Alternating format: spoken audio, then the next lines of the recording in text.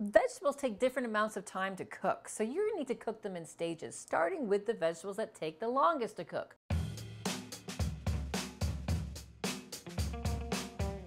So we've got eggplant, we've got zucchini, some peppers, and an onion. Of this collection, it's the onion that's going to take the longest. An onion is all held together right down here at the root. We're going to make wedges of onion, so we're going to try and keep that root intact, shaving off just the exterior hairs of the onion. Then we're going to cut off that stem end. We're going to cut it in half to make it easy to peel. Once peeled, take the onion and put it on its flat stem side and try to cut halfway through that root, making the wedges that you want, but trying to keep each piece with a little bit of the root intact so it holds all those leaves together.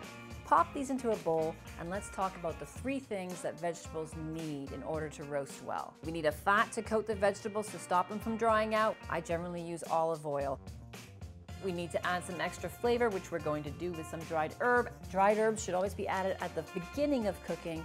Fresh herbs are added at the end of cooking. So you could use thyme, you could use oregano, anything that you like. And we need to season this up with salt so that we actually pull that moisture out and concentrate the flavor. Toss these with your hands to get them fully coated with the oil. And you'll notice that we have a large cookie sheet here, way bigger than the onions, but we're going to be adding more vegetables to this. So we're going to pop that into our preheated oven. We're going to give that about a 10 to 15 minute head start on the other vegetables. Here we have a pepper. Whenever you cook a vegetable, it always shrinks down a little bit. So leave the chunk bigger than you think you're going to want it to eventually end up. Now on the zucchini, I like to do a Parmesan or peasant cut. You cut that in half lengthwise. And then I'm going to actually keep my knife in one position and move the vegetable to create these little triangles. They don't have to be even, they have to be similar in size, but you get nice little irregular shapes. Finally, we have our eggplant. And we're going to cut this in half first, again, to get that flat surface so that we're safely cutting everything.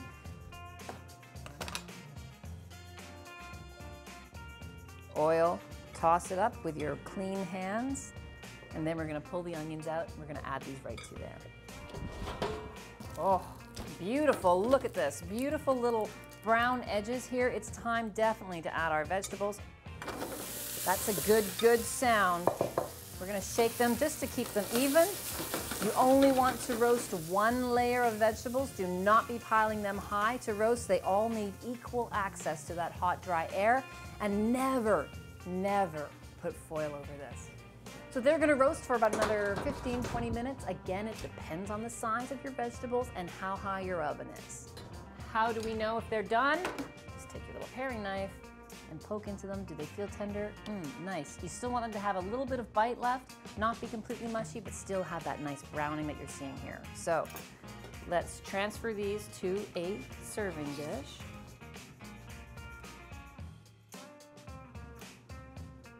So I have here some basil, so I'm going to slice that up. I'm going to sprinkle that on top, and then just before serving, just a little bit of touch of some fancy sea salt.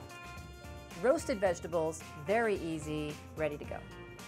Thank you for watching. If you'd like to see more of the basics, click over here. If you'd like to learn about the group check knife, click over here.